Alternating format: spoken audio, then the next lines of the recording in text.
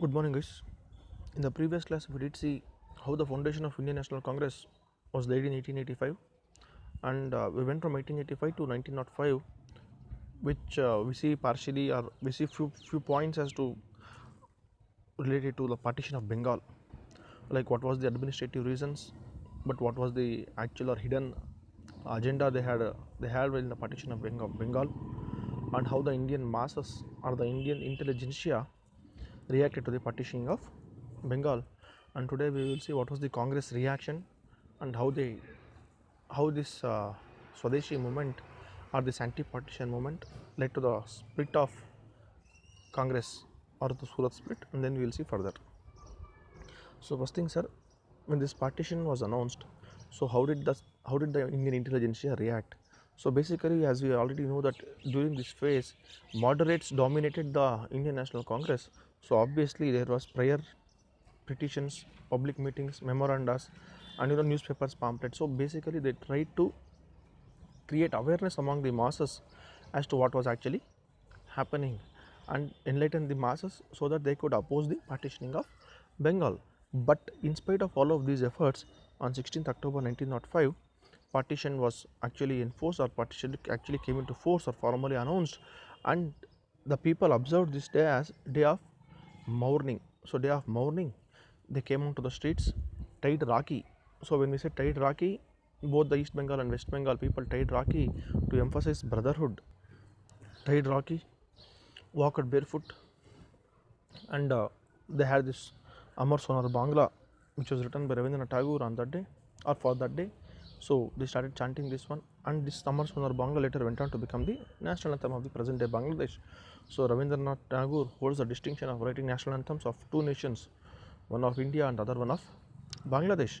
So not only did the people of Bengal participate, people from many different regions of India participated, like say in Madras under Chidambaram Pillai or in Punjab under Lala Lajpat Rai. So people participated in this anti-partition movement, and they emphasized or they expressed their solidarity with the people of Bengal. So this was happening during the phase of anti-partition movement. So what was the Congress stand? So as we know, sir, Congress was the biggest party of on that day. So what was the Congress stand? So Congress in 1905 under the presidency of Gokhale, they supported this anti-partition movement or condemned the partition and supported the anti-partition movement. So they emphasized, the Congress supported the anti-partition movement and emphasized the Swadeshi movement in Bengal. But as we know, sir, within Congress there were two groups. One was of moderates, the other one of extremists. Whereas moderates wanted, as we know, prayer, petition, and protest within the contours of the law to protest. But whereas extremists wanted to take it beyond Bengal and beyond just mere symbolism of boycott of foreign goods. Like say moderates told, sir, since it is about partitioning of Bengal, we will confine it to Bengal and we will boycott foreign goods, so that since basically the East India companies or the Britishers were like traders, so their economic interest should be hurt. But moderate extremists wanted, we will not just confine ourselves to the Bengal, we will go beyond Bengal and beyond the just mere boycott of foreign goods. So we will make it a full-fledged what do you call it, a political struggle is what was the idea of extremists. So but still, sir, at that time of 1905, moderates dominated the Congress, so they had their way. In the year 1906, under the presidency of Dadabhai Nauroji, for the first time they declared that the goal of Indian National Congress was of self-government or Swarajya. Here Swarajya doesn't mean total independence. Swarajya means like colonies of Australia and Canada. So like within the British Empire or within the British Commonwealth, we will be having our independence kind of. So what was the movement under extremist leadership? So movement under extremist leadership gained momentum because of three reasons. Because that's our moderate-led movement had failed to yield the results. Obviously, the partitioning of Bengal, the intention to partition was announced 1 or 2 years ago only, but they could not stop it. And whatever the protest, prayers, petition, or whatever this tying of Rakis, walking barefoot, etc., did not yield the results. So because of that, extremists gained momentum, and obviously people wanted a new leadership. So because of that, extremists gained momentum. So what was the extremist program? As we already told, sir, not just of foreign goods, go beyond boycott of foreign goods. It oppose the British Empire or the British administration in a very possible way, and as Arvindo Ghosh says, to make the administration under present conditions impossible. So this was the program of extremists. So what were the new forums which the extremists adopted? Boycott of foreign goods met with most success. Why, sir? If I ask you to leave your law practice, you may leave, you may not leave. If I ask you to not to go to school, you may go, you may not go. But if I say like, sir, by just boycotting of foreign goods, you will be showing your so solidarity with the people who are protesting against the partitioning of Bengal. Obviously, you can do that. So because of that, this boycott of foreign goods met with most success. And again, also you already know public meetings were held, and this is very important. Use of traditional and popular festivals and melas. Like say Tilak used Shivaji festival or Ganesha festival, where people assembled, and he used this platform to propagate the ideas of nationalism. So and Swadeshi enterprises and program of Swadeshi. So these two go hand in hand, sir. So if you are boycotting foreign goods, obviously you are going to use Swadeshi goods. So these two went hand in hand, and many factories were set up across India. National School of Education or National Education Council was started. So all of these programs picked up the momentum during the Swadeshi movement. So what was the extent of participation? Students participated, women took active part, some Muslims participated, whereas some Muslims did not.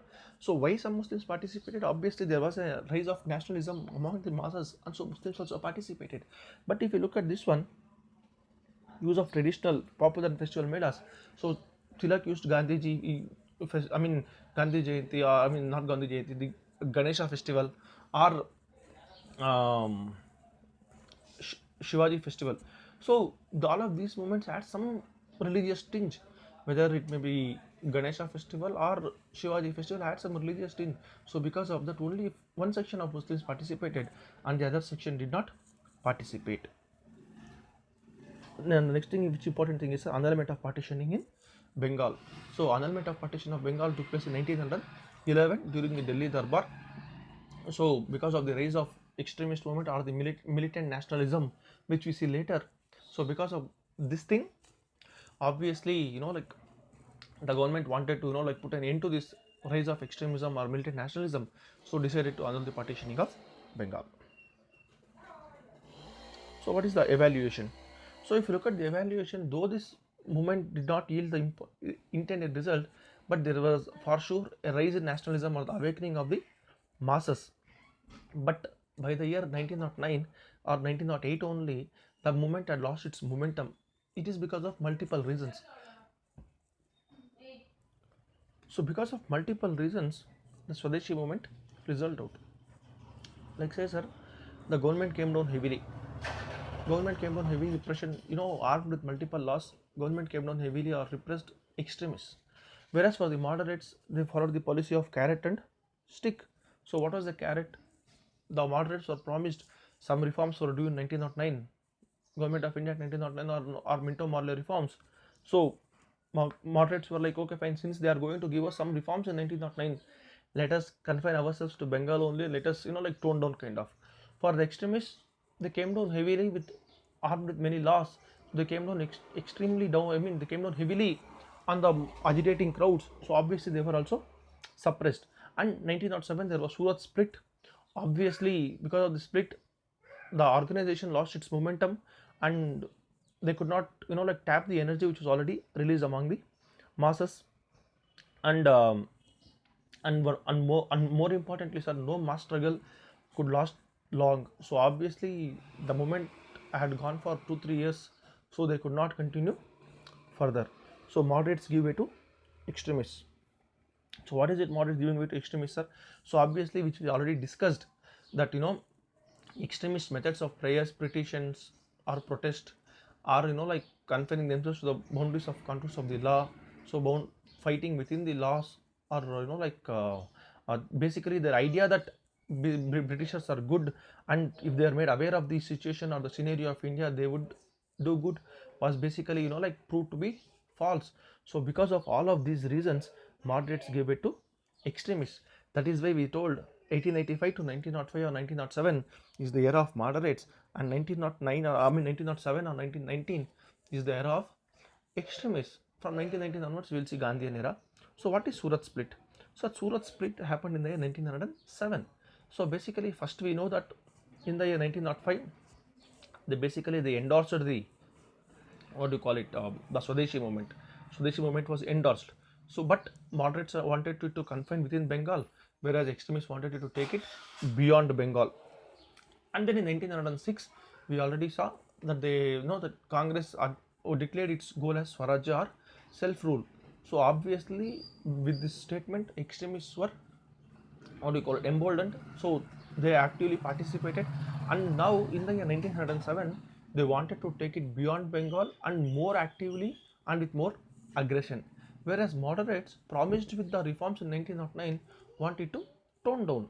So extremists wanted to take it beyond Bengal to all the forums, whereas moderates wanted to tone down, confine to within Bengal. So obviously in the 1907, it all dependent on what was going to be declared as the agenda or how the program used to go further. And obviously, sir, it all depends on the leadership. So if the president comes from moderates, the president would endorse a moderate program.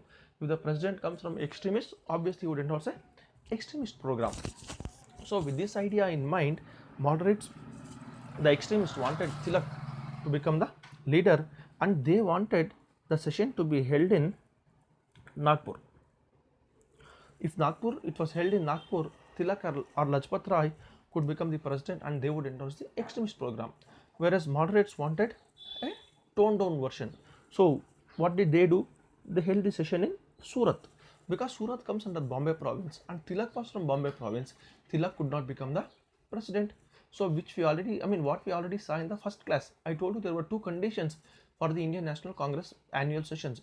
First one was they used to meet in the last 3 working days or the last 3 days of every year, and the second thing was they used to be the sessions used to be held in different parts of the country, and the leader from that region could not become the president. So obviously, if the session was held in Surat, since Surat being in Bombay province and Tilak also from Bombay province, Tilak could not become the leader. So Tilak was excluded from the leadership. So who became leader? Raj Bihari Ghosh became the leader, and he sought a dropped resolutions on Swadeshi boycott and national education. So obviously, whatever the extremists wanted to take it beyond Bengal, etc., were defeated. So with this, there was a showdown between the extremists and the moderates. So obviously, there was a split in the Congress, that is division between the ranks of extremists and moderates. So between once this split happened, so once your enemy is weakened, so what does the British army do, or what does the British government do? Their modern their opposer was the Congress. There was split in the Congress between moderates and extremists. So British came down heavily. So how did they come down? Which you already saw: carrot and stick, suppression of extremists, giving reforms to the in the form of carrot to the moderates. But the policy which they approached this one was repression, conciliation, and suppression. What is repression, sir? When we say repression, like repression of extremists so as to create fear in the moderates. So once you repress and you create fear in the moderates, so obviously moderates will tone down their version and they will support you whatever you do. Conciliate with the moderates. Once you conciliate with the moderates, and once you have taken moderates away from the group of Congress, or once you have isolated the extremists, go heavily or suppress the extremists. So first thing was repression, conciliation, and suppression, and that is how Congress, that is how the Congress was, what do you call it, broken by the British Empire. So now, what are the reforms which they promised in 1909? So the promise of 1909 reforms, or the Minto-Morley reforms of 1909, are important for two reasons. First reason is a separate electorate for Muslims. So what is separate electorate for Muslims? So when you say normal electorate, anybody can contest the election and everybody in the constituency will vote. Whereas in the form of separate electorates, only a person from a specific community will contest the election, and only people of belonging to that specific community will vote in that election.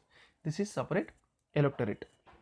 And one executive member was appointed to the executive council of the Viceroy, and Satyendra Prasad Sinha was the first member to enter the executive council, and he was a law member. So these two are very, very important with respect to Minto-Morley reforms or Government of India 1909. And with this we can say, for the seeds of communalism in India were first sown in 1909 reforms. Now evaluation of the reforms. So evaluation of the reforms, if you look at it, Minto-Morley reforms did not specify anything as to like Congress had declared already that Swadeshi or self-rule, Swaraj or self-rule was the, like the goal of Congress. But this reforms did not speak anything of Swaraj or, like self-government. And then whatever the separate electorate etc were there, they were dividing the nationalist wrongs. So basically, whatever the hopes of moderates were there, they were all belied. So now after this, 1909, the very important event which happened is the Gaddar movement. So basically, Gaddar movement happened around San Francisco. In San Francisco, ex-soldiers and peasants who had migrated there had formed a group that is called as the Gaddar, which was a revolutionary group, and they had a newspaper with the same name, that is Gaddar. So they wanted to create, or they wanted to like bring in revolution or revolt in India, so as to bring independence to India. So when they had this idea, one incident happened, which is Komagatomaru incident, which enraged the Gaddar, and they wanted to avenge this incident. So basically, what is Komagatomaru? So Komagatomaru is a ship which traveled from Singapore to Vancouver. So once when the ship reached Vancouver, the Canadian authorities did not allow them to deboard. They did not allow them to deboard, and they sent back the ship to Calcutta in the 1914. Once the ship came to Calcutta, there ensued a scuffle between the British police or the onboard passengers of the ship. So obviously, in this scuffle, 22 persons died. So to avenge this and inflamed by this, Gaddar leaders decided to launch a violent attack in British rule in India, and the date of February 21, 1915 was decided. But because of treachery, this plan was leaked, and this revolt never took place. But in the year 2016, Justin Trudeau, the Prime Minister of Canada, he expressed that no words can fully erase the suffering of Komagatomaru victims. Today we apologize to recommit and doing better. So basically, they declared an apology for whatever they had done that day, and even they issued a formal apology in their house of, in their legislature. So in the 2016, they issued a formal apology for the whatever they had done. So this is what is Komagatomaru incident and the Gaddar party. So when the First World War came, what was the nationalist response?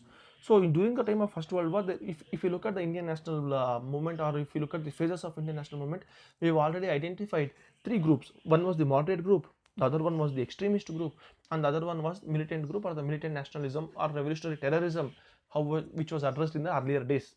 So today we don't call it as revolutionary terrorism, we call it as militant nationalism.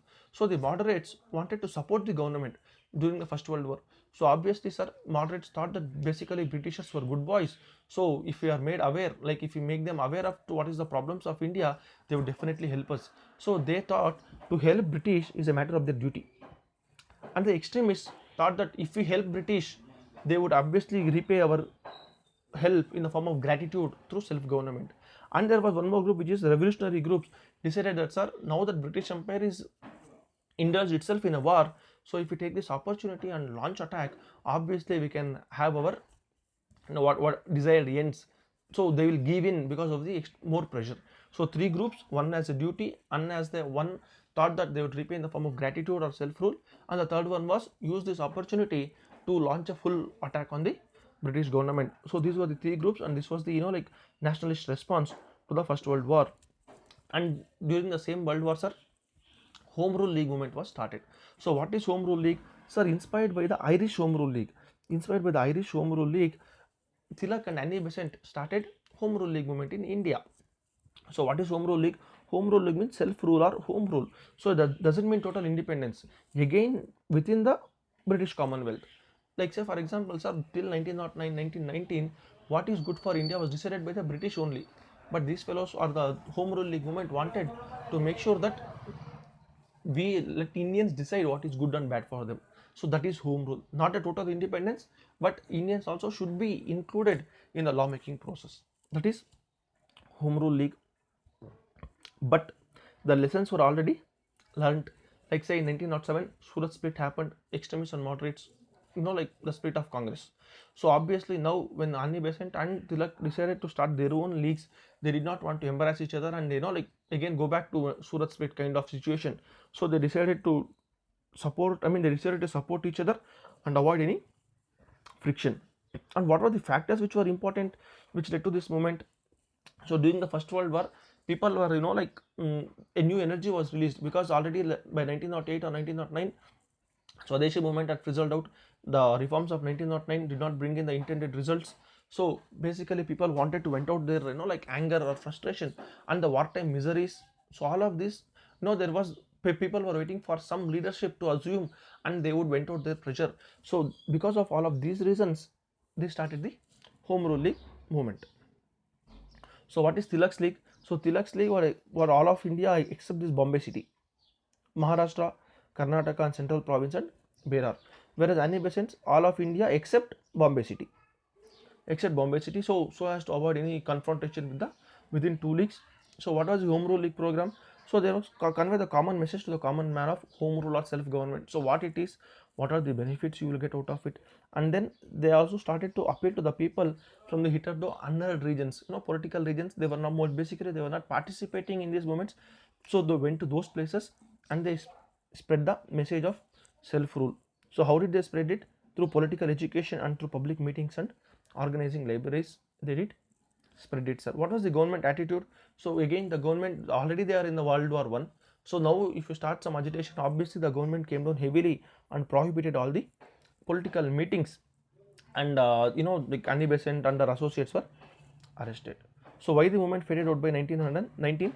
Again, carrot and stick. Government announced they will become Montego Chelmsford reforms. Again, what is the stick? Came down heavily and arrested all the leaders. So talk of passive resistance by the extremists kept moderates away. Obviously, moderates were like, sir, no, sir, we are not getting into this scuffle once again. And then moderate Annie Besant were arrested. See, arrest of Annie Besant pacified by the talk of reforms. Annie Besant's arrest was pacified by the talk of reforms. Obviously, so all of this led to, again Montego Chelmsford reforms, which became in July 1918, further divided the nationalist wrongs. Obviously, as I told, a carrot and stick policy. Carrot was 1918 reforms, whereas stick was severe repression. But the important contribution of this Home Rule League is, it created a band of volunteers who, when Gandhi assumed leadership, were ready to serve under him, and Gandhi used their services in his movements during the Gandhian phase. And when all of this was happening, Lucknow session of Congress 1916, which is very very important. It was in this Lucknow session, two pacts happened. First pact was within Congress, extremists and moderates came together, because, sir, by the year 1916. So what was the main reason the split happened between the Congress? Because of the anti-partition movement. One group wanted to confine themselves to the Bengal, other group wanted to take it beyond Bengal. But in the year 1911, as we already saw, annulment of partition happened. Since the annulment has already taken place, the Swadeshi movement or the anti-partition movement had no meaning now, and the old differences, whatever which had cropped, made no sense now. So because of this was the first reason, and the second reason was the partition of Bengal had no impact, or no, because it has already been annulled. So because of these two reasons, the extremists and the moderate groups came together in the year 1916 through Lucknow Pact and Muslim League. So in the year 1906, Aga Khan led a deputation.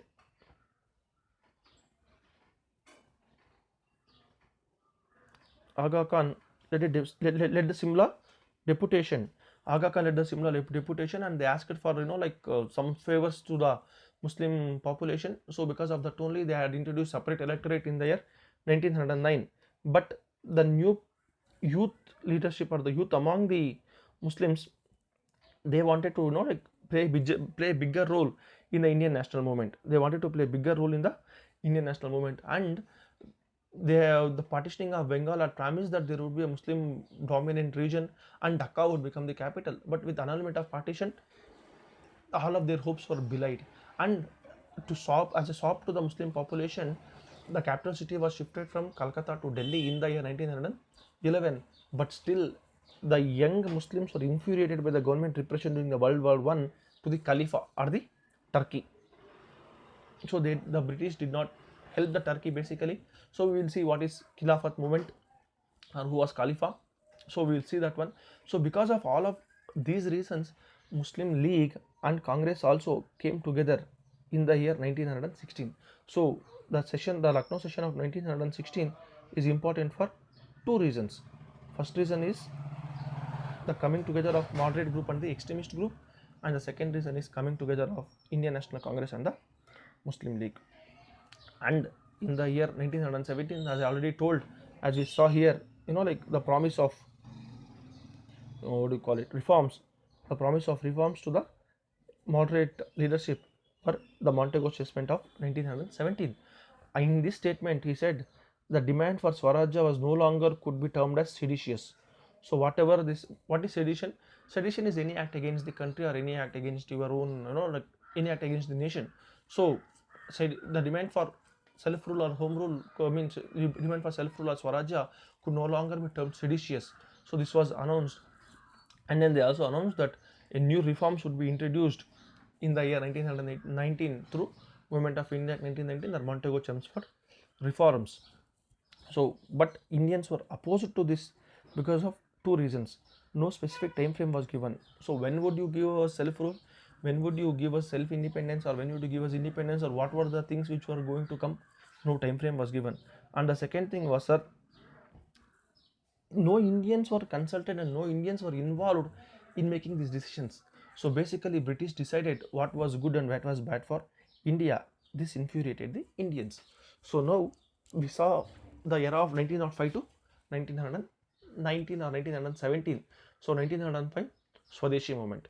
So Swadeshi movement, partitioning of Bengal. I mean, to summarize, Swadeshi movement or partitioning of Bengal. People opposed, but the British went ahead. Moderates wanted it to confine to within Bengal, whereas extremists wanted to take beyond Bengal. Moderates wanted to confine it to only the boycott of foreign goods, whereas government or extremists wanted to take it beyond mere boycott of foreign goods to make the administration impossible. So obviously they had two different views. 1905, Gokhale, they supported partitioning movement, or the anti-partition movement, and they opposed the partition. 1906, Dadabhai Nauroji, Swarajya as the goal. 1907, they wanted Tilak to endorse the extremist program, whereas Raj Bihari Ghosh was nominated from the moderates, so they wanted to tone down. Obviously, Surat Split of 1907. Government promised some reforms as a carrot to the moderates and heavy repression on extremists so that they are suppressed. So partition happened, the movement fizzled out. 1909 reforms, two important things: law member Satyendra Prasad Sinha and separate electorate, Minto Morley reforms. Obviously, during this Minto time only, what do you call it, the separate electorate came and the seed of communalism was sown. So Lord Minto is known as the father of communalism in India. 1909 reforms came which belied all the hopes of moderates. 1911, Delhi Darbar, annulment of partitioning of Bengal and shifting of capital city from Calcutta to Delhi. And then First World War. First World War, three groups: moderates, extremists, and the militant nationalists. Moderates, as a matter of duty, they wanted to support. Extremists, as the British would pay back in the form of gratitude, so let us support. Whereas militant nationalists, they wanted to seize this opportunity and get independence to India through revolt. Again, repression, suppression, and conciliation. This happened: repression, conciliation, and suppression. So again, the same thing happened. They could not achieve the intended results. So again, 1916, Lucknow session. Lucknow session, the pact between the Muslim League and the Congress, and within the Congress, extremists and moderates came together. Multiple reasons: because old controversies had no meaning now because of annulment of partition, and then most importantly, they had learned their lesson that divided, they had no chance to face the mighty British. So what the moderates and the extremists failed to realize is that, sir, moderates could have acted as the frontline support or the frontline warriors for the extremists who could take on the British from behind. So, and then extremists could have tapped the energy of the masses, which the moderates failed to tap. Correct, sir? So, both needed their support. Moderates needed extremists so that extremists could tap the energy released by the masses and they could guide the people and give a new direction to the leadership or the new direction to the movement, because the moderates had failed already from 1885 to 1905. So, extremists could have guided or could have guided the people in a new ways and could have utilized the energy in a proper and more better way of the masses, and the moderates could have supported them by standing in the front. And extremists failed to realize that the government would obviously come down heavily if people come onto the roads and agitate. So moderates could have acted as the frontline defense. So extremists could have utilized the energy and moderates could have acted as a frontline defense, and they both failed to realize the importance of each other. And obviously Surat Split weakened the position of the Indian National Congress, and they could not take it any further beyond that. So in the year 1916 they had to come together. And Muslim League, with the promise of Dhaka capital and with the promise of separate electorate, the carrot and stick policy or the divide and rule policy of the British initially worked out.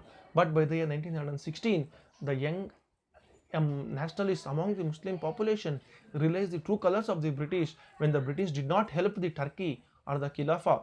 And they also realized with the annulment of partitioning of Bengal, they had nothing much to gain from the British, and thus they came together. So this is what is 1916. And then during this phase, people, because of the wartime issues, and already 7-8 years has passed after any national movement of after the movement of like Swarajya or anti-partition movement had taken place. So people wanted to vent out their frustration, or people wanted to agitate, and the new energy or the new phase was felt. And thus Tilak and Annie Besant started their home rule leagues, which is self-government or self-rule within the British Commonwealth, and they spread the message, though they failed to get the intended results, because Sir Tilak had failed a case in England, and he went there to defend the case, and Annie Besant was arrested, rendered leaderless. The movement fizzled out, but it has created a band of volunteers who, when Gandhiji came to India and assumed the leadership, acted as the like the core group which took the Gandhian mass movement further, and like acted as the core base of Gandhian policies. But again, moderates were promised of reforms in 1919, which is Montagu Chelmsford reforms. We will see how it introduced diarchy and how Rowlatt Act, etc., and Jallianwala Bagh made Gandhi come onto the national stage. And before seeing that, we will see the evolution of Gandhi as a mass leader.